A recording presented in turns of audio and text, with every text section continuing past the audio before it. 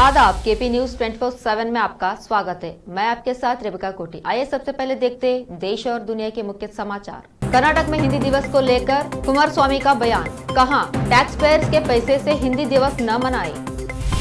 तेलंगाना के सिकंदराबाद में electric bike charge करते वक्त शोरूम में लगी आग, लोगों ने कूदकर बचाई जान। तेलंगाना के मुख्यमंत्री चंद्रशेखर राव को मिला एचडी कुमारस्वामी का साथ। केसीआर बोले पूंजीवाद को बढ़ावा दे रही एनडीए सरकार। भारत जोड़ो यात्रा के जरिए राजनीतिक नौटंकी कर रहे हैं कांग्रेस। राष्ट्रीय स्वयंसेवक संघ के राष्ट्रीय संयुक्त सचिव डॉक्टर मनमोहन वैद्य ने लगाया आरोप। ज्ञानवापी मामले में वाराणसी कोर्ट के फैसले को मुस्लिम पर्सनल लॉ बोर्ड ने बताया निराशाजनक। सुप्रीम कोर्ट कॉलेजियम का बड़ा फैसला, 3 हाईकोर्ट में 20 जजों की नियुक्ति को मंजूरी।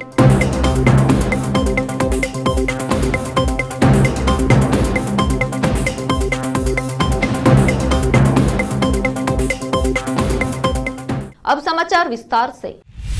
कर्नाटक में हिंदी भाषा हमेशा से राजनीति से जुड़े लोगों के निशाने पर रही है। हिंदी भाषा के खिलाफ मार्च भी निकाले जाते हैं। हिंदी का विरोध अभी शांत होता नहीं दिख रहा है। कर्नाटक के पूर्व सीएम और जेडीएस नेता एचडी कुमारस्वामी ने मुख्यमंत्री बसवराज बोम्मई को पत्र लिखा है कि प्रदेश में हिंदी दिवस न मनाया जाए।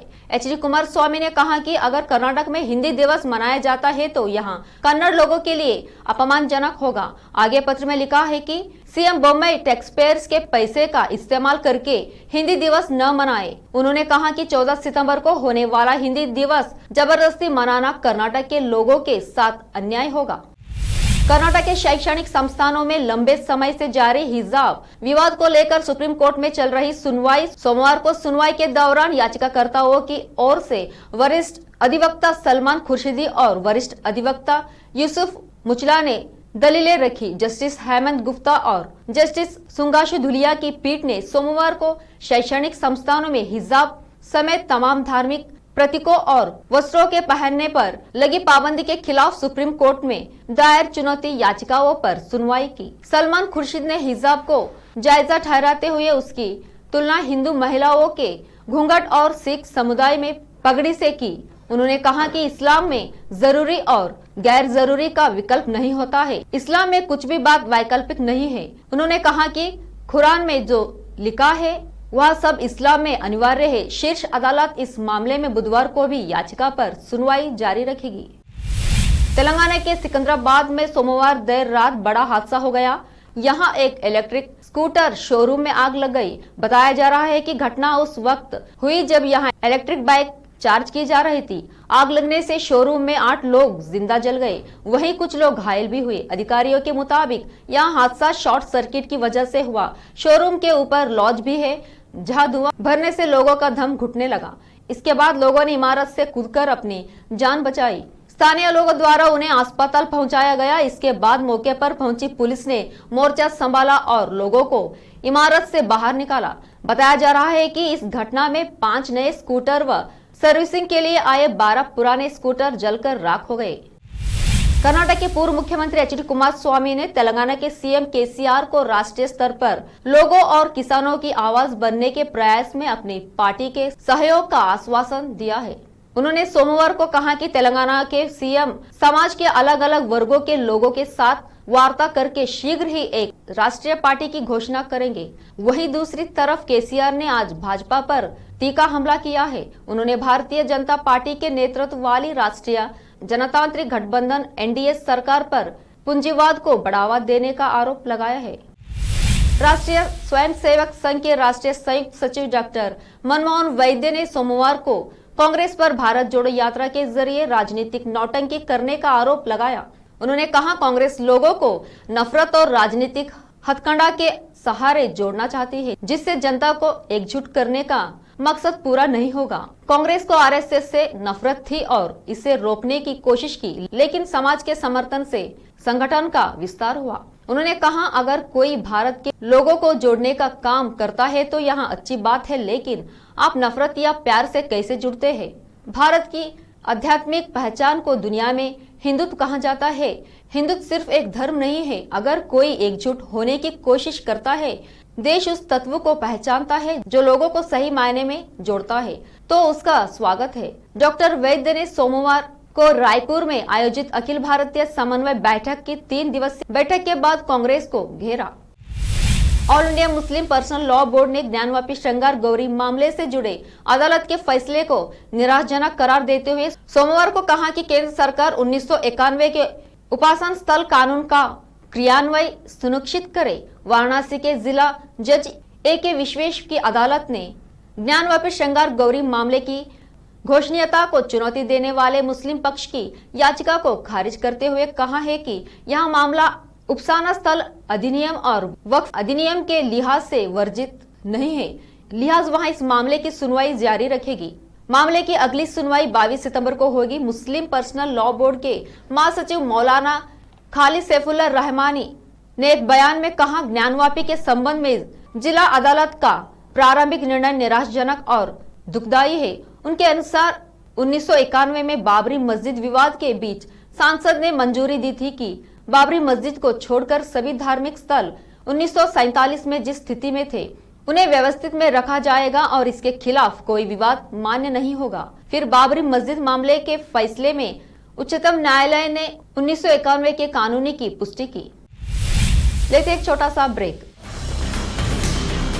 हिंदुस्तान के हर कोने में हम हैं मौजूद। 24 घंटे हालात पर गहरी नजर, खबरों से जुड़े चुपते सवालात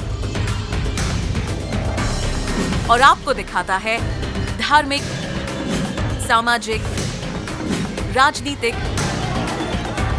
लोकल और इंटरनेशनल न्यूज की सबसे बेहतर कवरेज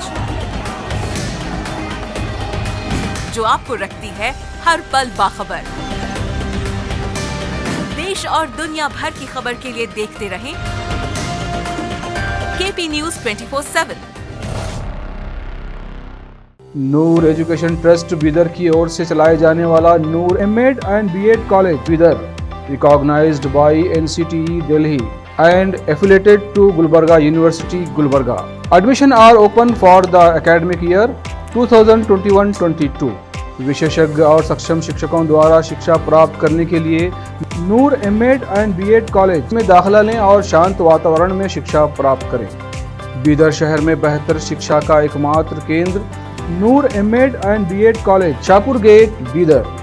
फोन नंबर्स 9945283920, 8482221297।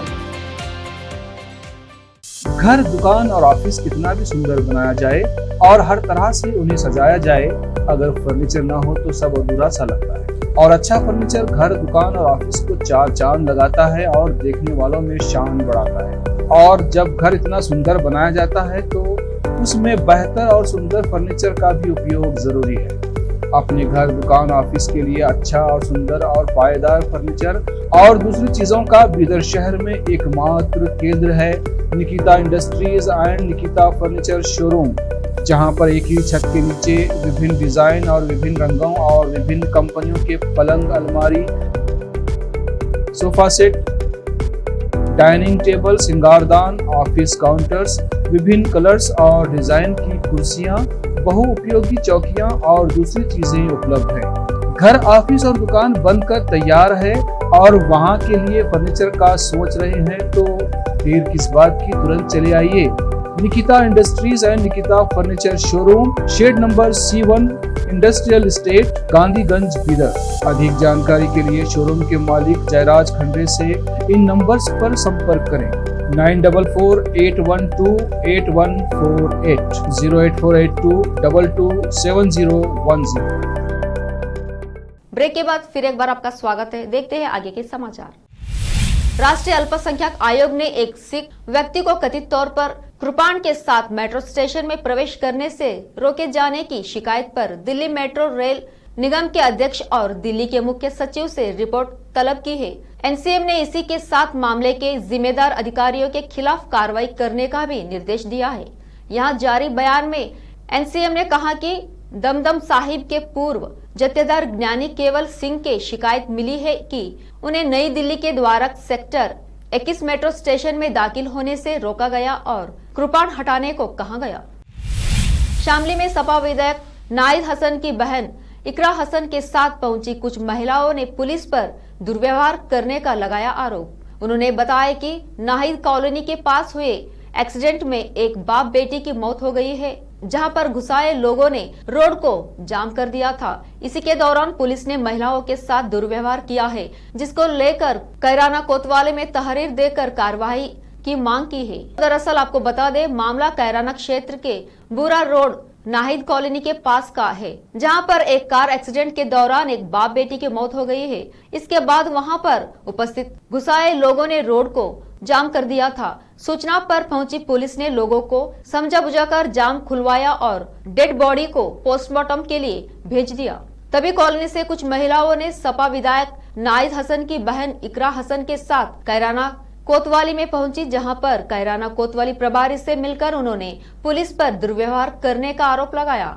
इसी दौरान पीड़ित महिलाओं द्वारा तहरीर देकर कार्रवाई की मांग की है। वही कैराना कोतवाली प्रभारी अनिल कपरवान ने जांच कर आवश्यक कार्रवाई करने का आश्वासन दिया।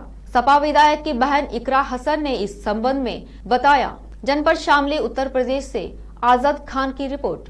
क्या घटना हुई? एक हादसा हो गया यहाँ पर, जो भूरा रोड पर, हमारा भूरा झिंझाना रोड जो जाता है कैराना से, वहाँ पर नाहिद कॉलोनी के पास एक हादसा हो गया था। एक्सीडेंट था जिसमें 2 लोगों की मृत्यु हो गई और वहीं पर थोड़ा आक्रोश था लोगों में। उस दौरान कुछ मामला हुआ भीड़ में, तो उसी के तहत हम भी वहाँ पहुँचे थे। पूरा प्रशासन वहाँ पर मौजूद था और मामले को वहीं पर संभाला गया। हमने अपनी तरफ से तहरीर दे दी है, तो आगे हमें आश्वासन यहाँ से मिला है इंस्पेक्टर साहब से कि इसमें उचित कार्रवाई की जाएगी। शामली में पानी की समस्या को लेकर गांव ममौरा निवासी दर्जनों ग्रामीण उप जिलाधिकारी से मिले और कहा कि वहां में गंदा और दूषित पानी पीने पर मजबूर है, जिसको लेकर उन्होंने गांव में पानी की टंकी लगाए जाने की मांग की है। दरअसल यह मामला जनपद शामली के कैराना क्षेत्र के गांव ममौरा का है, जहां से दर्जनों ग्रामीण कैराना उप जिलाधिकारी शिव प्रकाश यादव से मिले। उन्होंने जिलाधिकारी से कहा कि उनके गांव का पानी दूषित हो गया है, जिस कारण वे गंदा और दूषित पानी पीने पर मजबूर है। उन्होंने गांव में और स्वच्छ पानी पीने के लिए एक पानी की टंकी लगाए जाने की मांग की है। उन्होंने कहा कि गाँव में स्थित पानी की झील के कारण ही उनके गाँव में पानी दूषित हो रहा है। नल भी स्वच्छ पानी न देकर गंदा व दूषित पानी दे रहा है, जिस कारण गांव में लोग बीमार पड़ रहे हैं। ग्रामीणों ने उपजिलाधिकारी से जल्द कार्रवाई की मांग की है। जनपद शामली उत्तर प्रदेश से आजाद खान की रिपोर्ट। मेरा नाम मोहम्मद साजिद कासमी। अच्छा, आप यहाँ पे आए हैं, क्या नाम किस पे, क्या प्रॉब्लम? असल में हम लोग अपने गांव के एक मामले को लेके आए थे। हमारे गांव में कैराने का जो गंदा पानी जाता है वो हमारे गांव में जाता है झील में। हमारे गांव के बराबर में झील है, तो उसमें पूरा कैराने का गंदा पानी जाता है। संभल में बेटी से मिलने गए बेटी के पिता और मां को जमाइयों ने उस समय मारने पर आमदा हो गए, जब बेटी के पिता ने एक ही घर में अपनी 2 बेटियों के विषय में जानकारी ली, जिससे दोनों जमाई अक्रोशित हो गए और मारपीट शुरू कर दी। पूरा मामला जनपद संभाल के थाना बनिया तेर क्षेत्रागत गाँव आटा की मडैया के रहने वाले युवक सुखबीर अपनी बेटी की शादी गांव खेड़ा खास में की थी। वही जब बेटी के माता पिता को बेटियों से मिलने की इच्छा जाहिर हुई, तो मिलने के लिए जब माता पिता ने बेटियों के विषय में जानकारी ली, तो जमाई भूरे तथा उनके भाइयों ने कहासुनी कर जानलेवा हमला बोल दिया और वहां पीट कर घायल कर दिया। हालांकि घायल युवकों ने सूचना डायल 112 को दी, जहां मौके पर पहुंचे डायल 112 ने आरोपियों के खिलाफ एक्शन लेना शुरू कर दिया, तो मौके से आरोपी 5 भाई फरार हो गए। वहीं चोटिल हुए पीड़ित युवक ने थाना बनियाटेर में पहुंच अपने जमाई भूरे तथा उसके 4 भाई के खिलाफ तहरीर देकर पुलिस के कार्रवाई की मांग की है, जहां पुलिस ने मामले की जांच करते हुए पीड़ित युवक को मेडिकल परीक्षण के लिए भेज दिया है। वारदाता की तफ्तीश में लग गई है। संभल से केपी न्यूज के संवाददाता राजा हुसैन की रिपोर्ट। सुप्रीम कोर्ट कॉलेजियम ने 3 हाईकोर्ट में 20 जजों की नियुक्ति को अपनी हरी झंडी दिखा दी है। चीफ जस्टिस यूयू ललित की अध्यक्षता वाले सुप्रीम कोर्ट कॉलेजियम ने पंजाब और हरियाणा हाईकोर्ट, बॉम्बे हाईकोर्ट और कर्नाटक हाईकोर्ट में 20 जजों की नियुक्ति को मंजूरी दी है।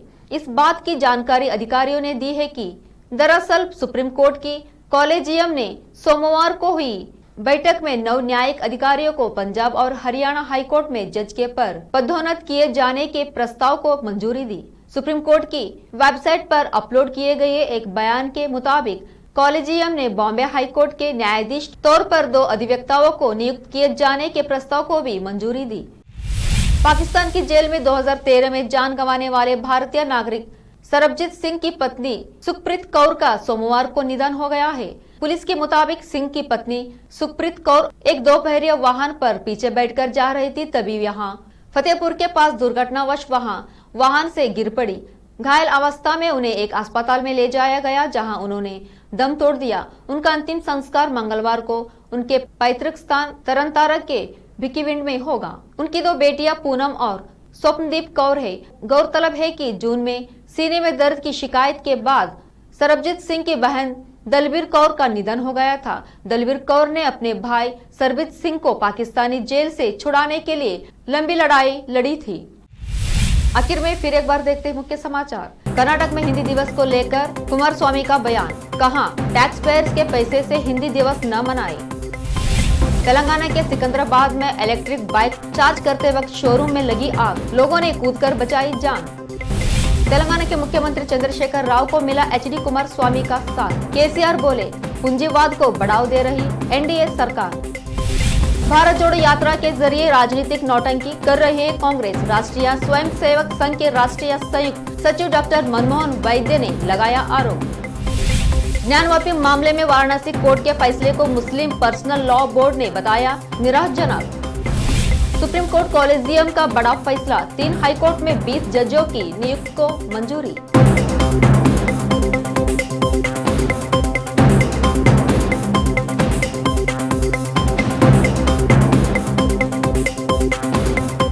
केपी न्यूज में इतना ही। देश प्रदेश के समाचारों के लिए जुड़े रहिए हमारे चैनल केपी न्यूज 24/7। धन्यवाद।